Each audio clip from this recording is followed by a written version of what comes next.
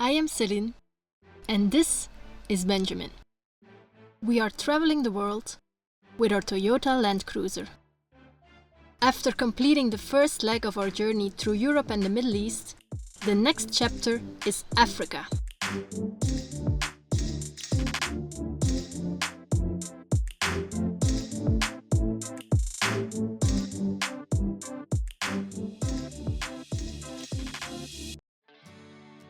Haven't seen so many clouds in a long time.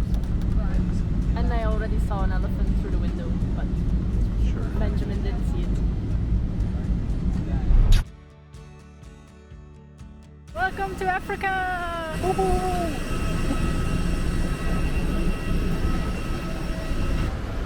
We're waiting for the Uber to pick us up. We just escaped all the taxi drivers and hope the Uber comes.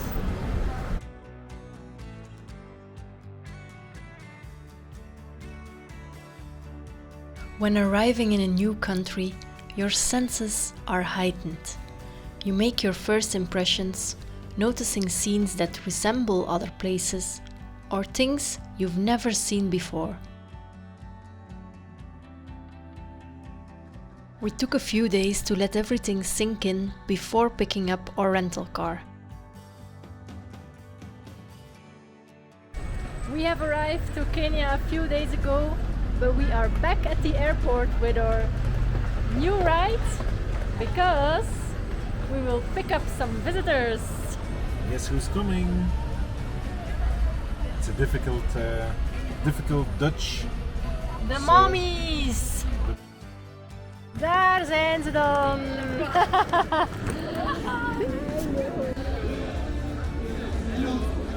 The next day, we took a guided walking tour of downtown Nairobi.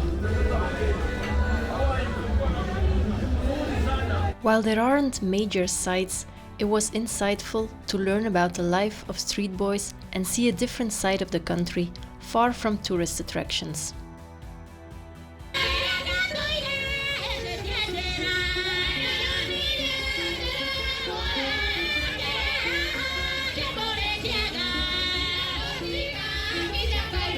We were amazed with the vibrance of church and tried out some local cuisine, with more background church sounds.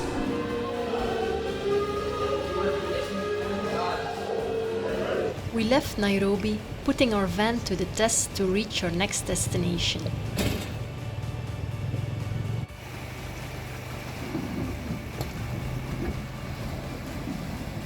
The car may not have been an upgrade in driving comfort compared to our Landcruiser, but the bedroom space and bathroom facilities definitely were. Hello!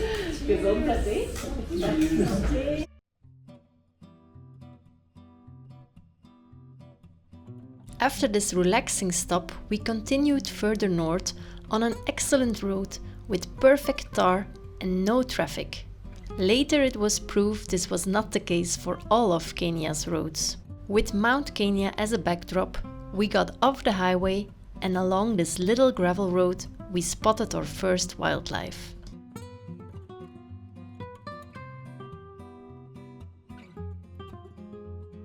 Cheers! Cheers! The house we booked was a perfect hit.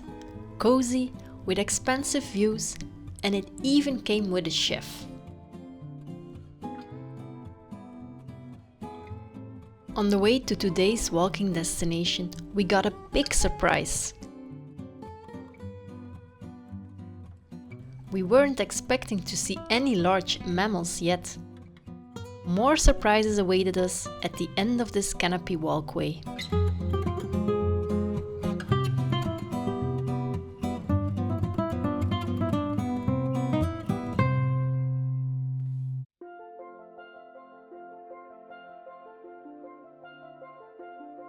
He's checking us out, but soon got more relaxed, so Benjamin tried to get a bit closer.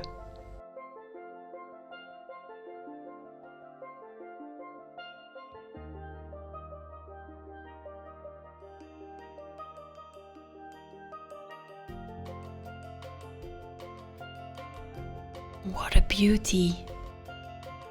What a great morning! Yesterday we saw our first zebras along the road and also giraffe from far away, and now we're doing this canopy walk. We were not expecting to see a lot of animals, more like birds, but suddenly there was a giraffe. Really nice.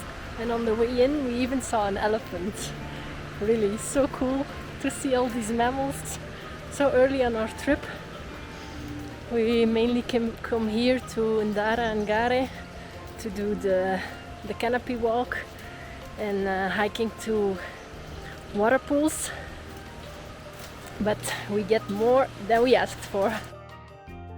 For all forest walks in Ngare Ndare, you must be accompanied by an armed ranger. Seeing the elephant earlier on, you can easily understand why. Apart from the canopy walk, Ngare Ndare Forest hosts azure pools, glistening at the bottom of waterfalls. Waterfalls, we can confirm. Azure, we cannot. Big floods turn the water brown. You may have noticed that one mother was missing. Benjamin's mom suffered from stomach pain, but by the time we reached Lake Nakuru National Park, she luckily recovered and was ready to spot her first African wildlife as well.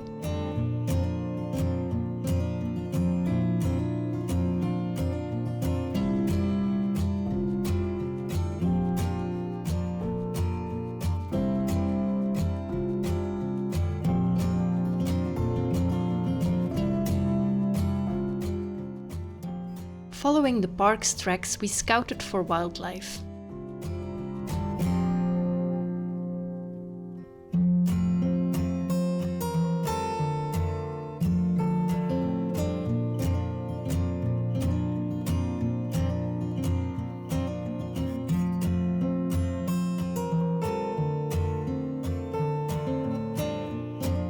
We saw many animals, but the nicest find was thanks to a school bus that stopped right in front of us. Without them, we would have missed this lion lying in the bush just next to the road.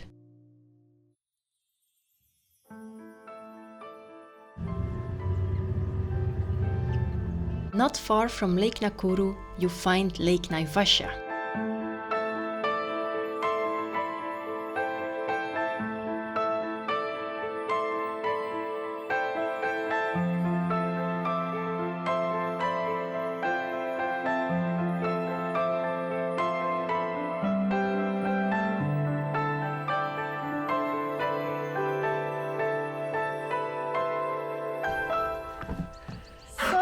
We have arrived to Crescent Island because of its moon-shaped form, and let us check what is special here.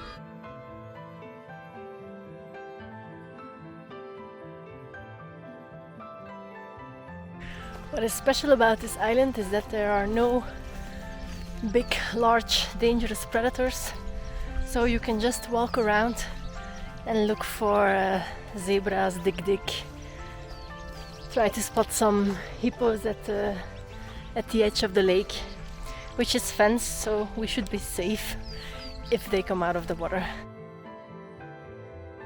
We saw them from the boat, but for your own safety it's best not to see them too close, especially not on land. This very knowledgeable guide showed us around the island.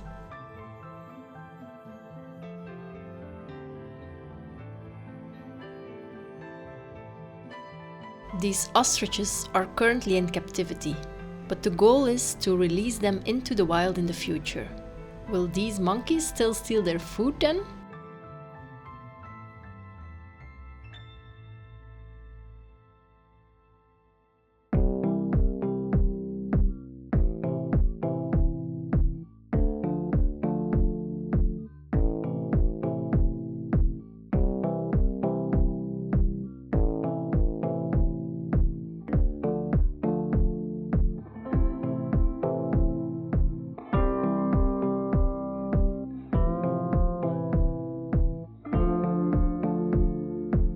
The whole walk was very interesting, but the highlight was definitely getting up close to the giraffes.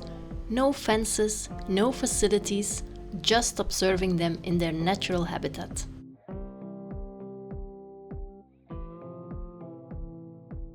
After months of traveling in the Middle East, we're thrilled to see so much green again. Less happy feelings about the busy traffic and deteriorated roads though.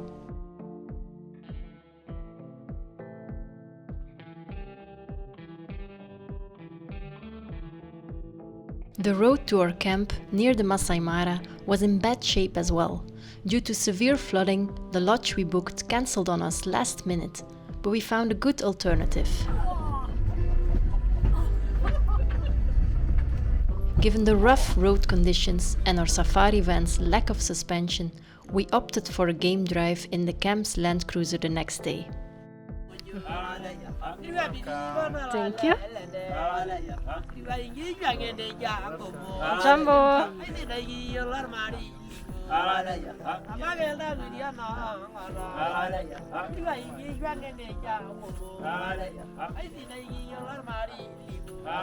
The Maasai team welcomed us with a song and walked us around the property.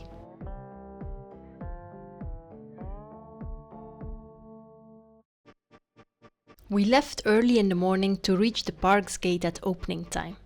It rained heavily overnight and the road conditions even worsened.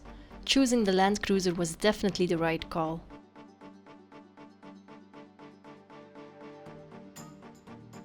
We have our first wildlife sightings before even reaching the park gate.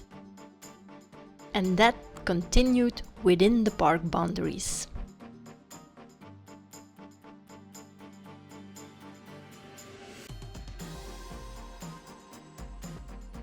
Soon we witnessed the highlight of the day.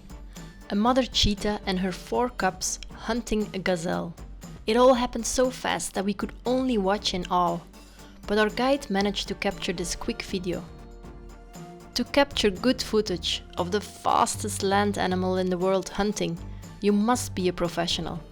But we feel incredibly lucky to have witnessed it with our own eyes and with relatively little cars around.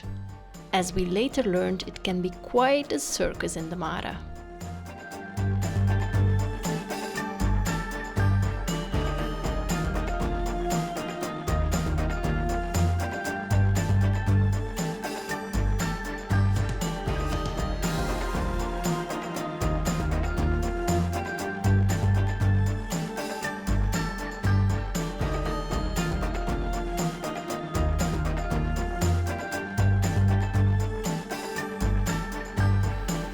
By lunchtime we'd seen so much, but there was one iconic animal missing. Not the elusive leopard. We knew they were hard to spot. The animal we expected to see plenty of, but hadn't yet, was the elephant. Thankfully, the afternoon made up for that in a big way.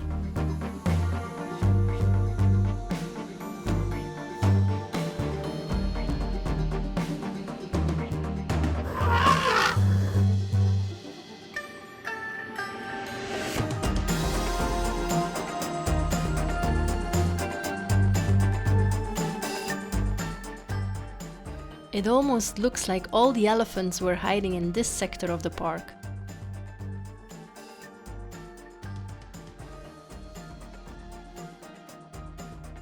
We see them up close, that's for sure, but we're not alone. To give you an honest view, this is also the reality of the Maasai Mara. A lot of safari cars, which sometimes feels overwhelming. It's the paradox of tourism, we're part of it too, right?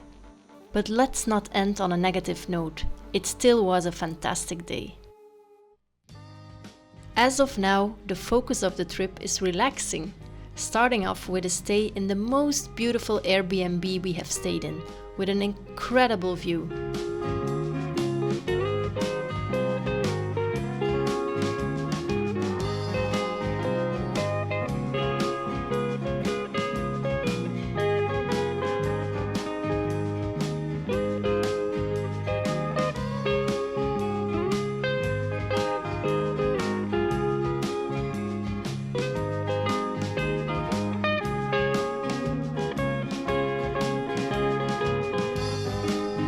Ending our road trip with some hair-raising roads and some final bumping.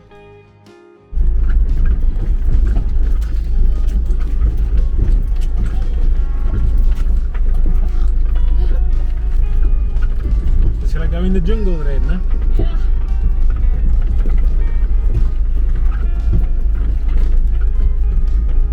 With this, we say goodbye to our rental car and hop on a flight from Nairobi to Malindi. Today we dropped off our rental car and we're flying to Malindi at the coast of Kenya, where we will stay in Watamu for the next 5 nights with our mothers. Karibu Malindi!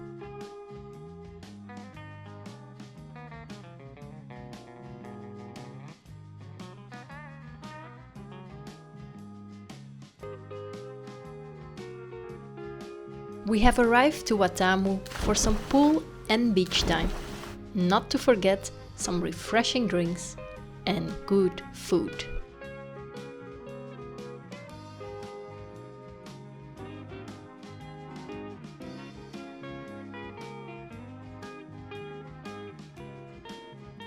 To get around Watamu, we hopped into tuk-tuks that barely fit all 4 of us. Despite the snug ride, we always made it to our destination, which was usually a restaurant. Living the good life.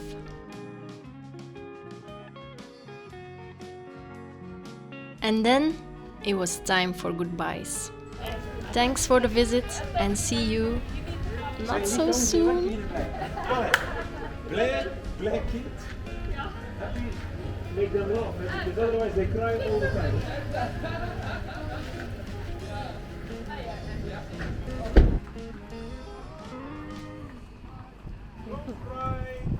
Don't cry for me, Argentina! now. As our car arrival is delayed with 1 week, we travel to Lamu Island, where it feels we are stepping back in time. Today we're leaving Sheila on Lamu Island. Back to the airport by boat. My plane to Mombasa.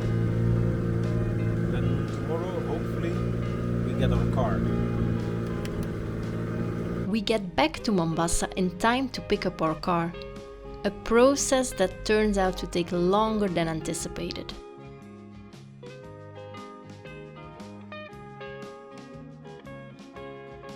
Some more waiting.